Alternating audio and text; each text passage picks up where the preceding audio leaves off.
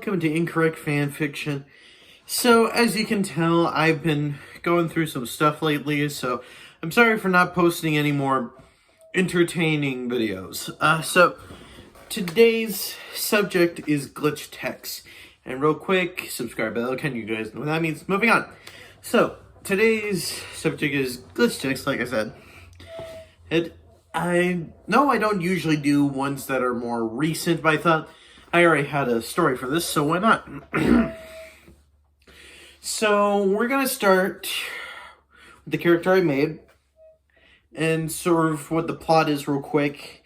Also, spoiler warnings, just so you know. So, Glitch Text is about Miko and High Five that entered a online contest to get a cash prize. However, there was a glitch in the system that manifested itself into a giant hulking beast. However, the glitch text came in, took it down, and erased their memories. However, Miko did not remember anything. Miko did remember everything, however, High Five did. So, a little later, they managed to become glitch text themselves, and they sort of stop any glitches that happen when they come out of the games. So, for this character I made, his actual name is Rook. However, his avatar name when he's around other glitch texts is Glitchitar. Glitchitar is part human, part glitch. And I thought it would be a unique concept to try, so here we are. So here's how Glitchitar, her story goes in glitch text. So, I would say this was about a few weeks after Miko and High Five have joined. So, he talks to, I think Phil? Yeah, that's the name, Phil. This guy. He talks to Phil and tells him he's a transfer from a really obscure place, and he's like, okay, and then he says, there are a few things you should know before I start. So he tells him, when I catch glitches, I train them to be other people's pets, oftentimes my own.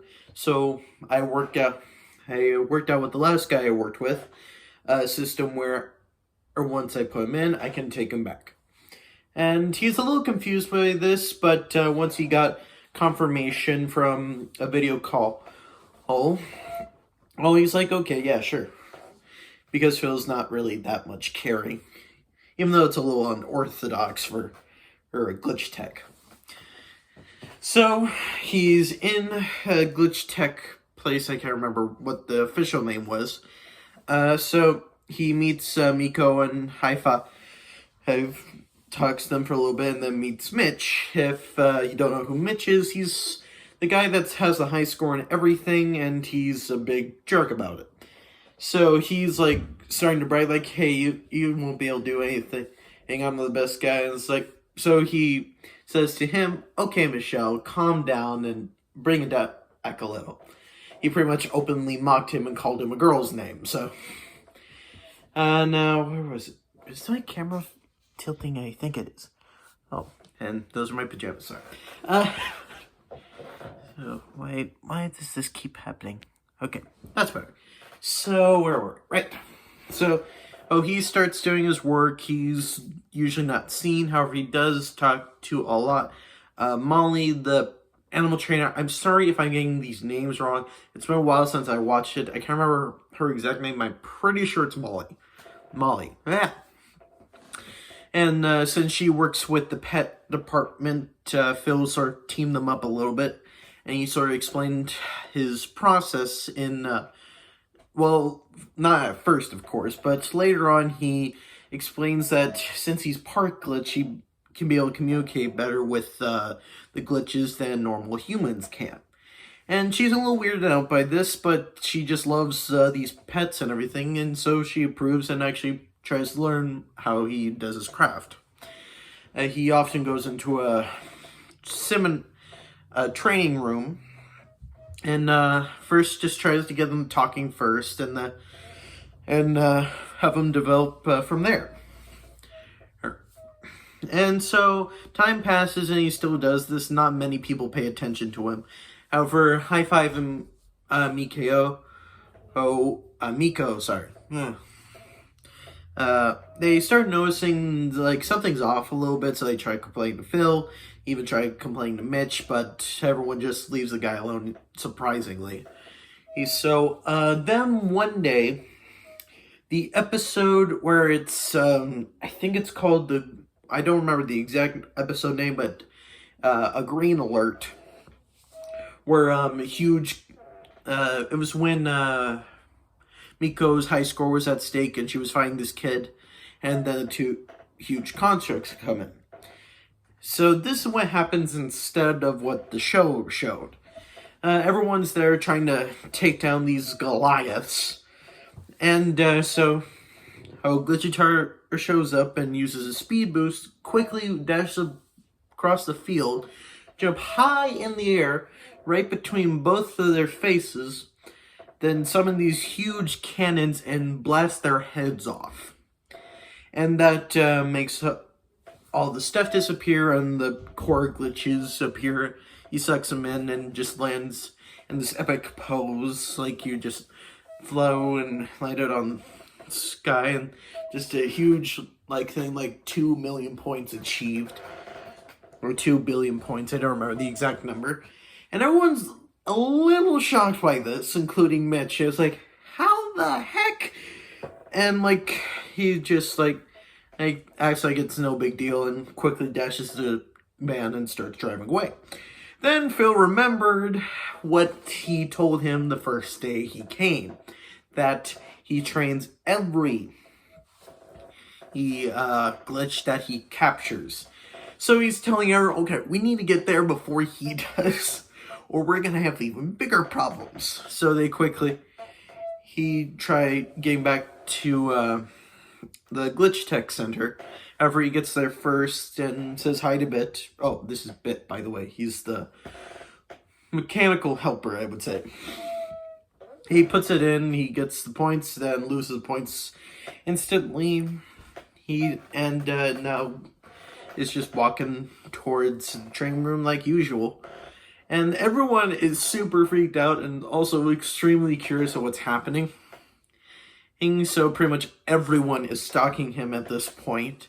And he realizes, I can't do it the way I usually do. And Phil is also getting a little suspicious, as he said that he's training pets and he's not seen any output from him. And so he asks, how long do you think it'll be for you to train these? It's it's gonna be a while. Well, it's a lot harder to do code greens than regular ones. It's you can't train a code green. It's I've trained 3 code yellows and 4 code reds. I think we're good. Because you train what? Yeah, and so he continues into the pet area, and everyone quickly logs on to see him in the training room training these creatures. And Molly knows Rook's actual name, Glitchitar's real name, Rook. And she's you have to be careful, people are watching this time. It's yeah, I know. It's not gonna be easy, especially with them watching and everything.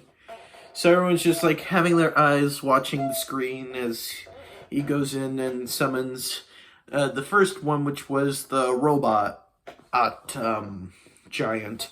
So he just tries to talk to him, and he's not responding so far, and tries to attack. It's alright, I guess it's gonna be the hard way. And he summons this very intricate sword from his hand, and just quickly slash his leg, and he just falls right down, and it's you are strong, why? And so they pretty much have a conversation, and he's okay, I'll talk to you later. So he summons back the thing, and everyone's just shocked at how easily he just handled that. And Phil's I want results fast. And it's how? I'm not a miracle worker. So a few days pass, everyone's still a little starstruck, and everyone's saying that Glitchitar should be the #1 player, even though he never gets any points. And now they know why. And Mitch is a little mad about this, and Glitchitar still calls him Michelle. Oh, because he just kept mocking him, so why not him? And have a little taste himself. So, days continued, but Miko and High Five cannot drop the fact that he's training 2 Code Greens. So they sort of snuck in one day in the pet room to watch him train. However, this was not exactly a good day for Glitchitar Rook, because he was revealing that he is part glitched to one of the Code Greens, which was the stony one. And they're just completely shocked by the fact, and he quickly just grabs them and is like, don't tell anyone. If anyone knows this, they'll kill me and everyone I've captured. Everyone that I've been trying to help.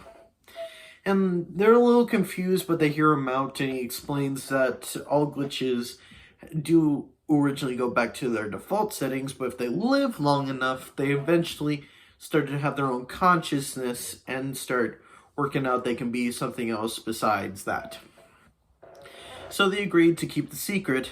However, Mitch did not keep such an agreement. He was hiding in the shadows like he usually does, and immediately told Phil.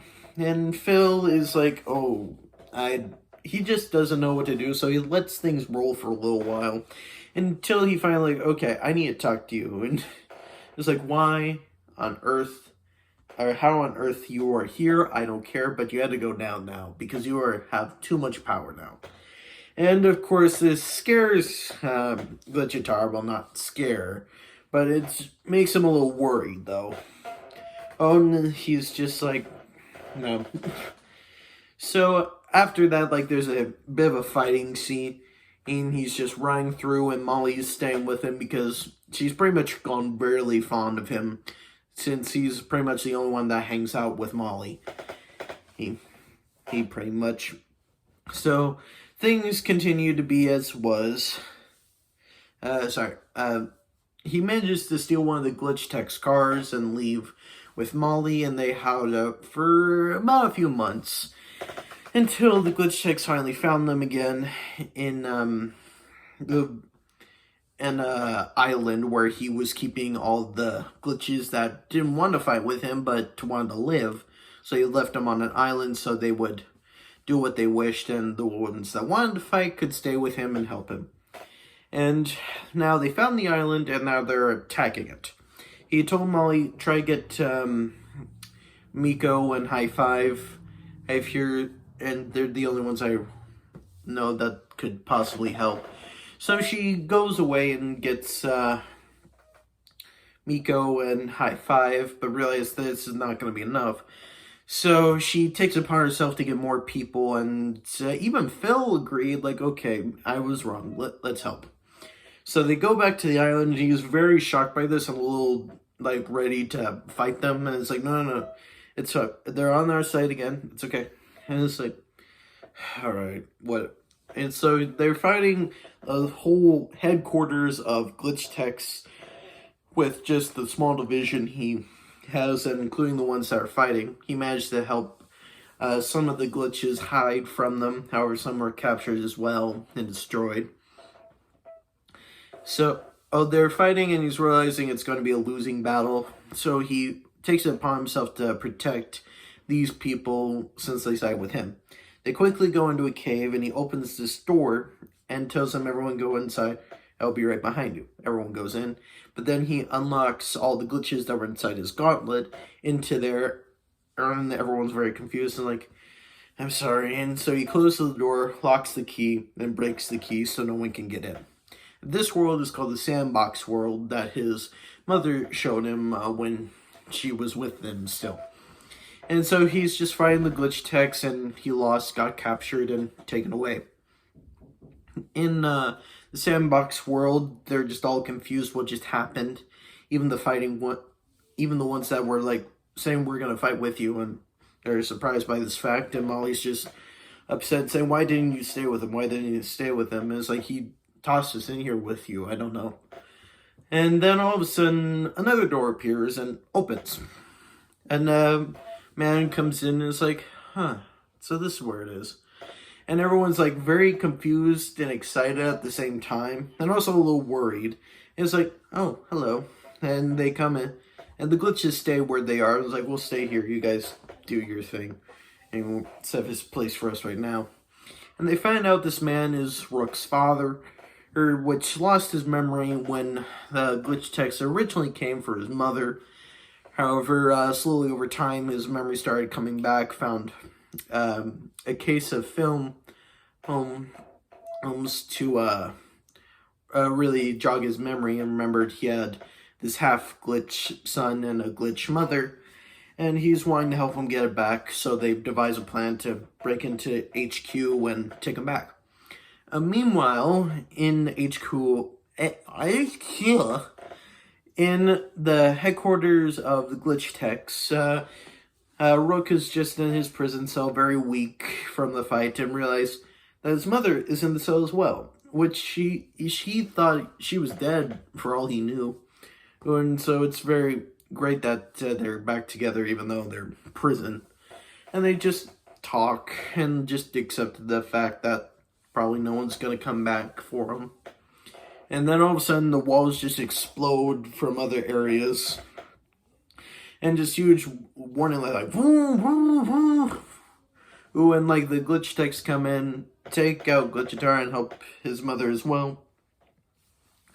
And they finally got out and faced the big boss of glitch techs. I don't know who that is, but eventually through a lot of inspiring speeches, he finally agrees, like, okay, we'll figure out a way to co-inhabit with glitches and people. Well, and that's pretty much the end of the story. I'm sorry the last bit was a little foggy, but I didn't really know what would happen after that, so I came up with something. So, thank you guys. Oh, wait, no. I do have a few things to say before I end this video. One,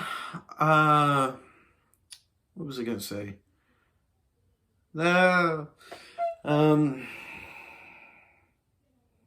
hate when this happens.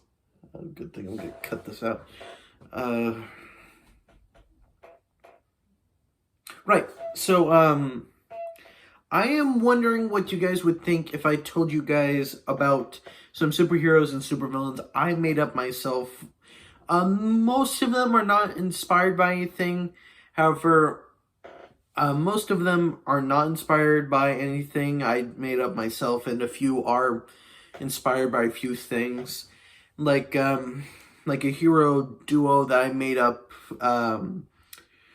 Snow Miser and Heat Miser, not the ones you think they are. If you guys want to know more about that and want to see if I want to hear more about my superheroes and villains I made up, please let me know in the comments or even hit the like button.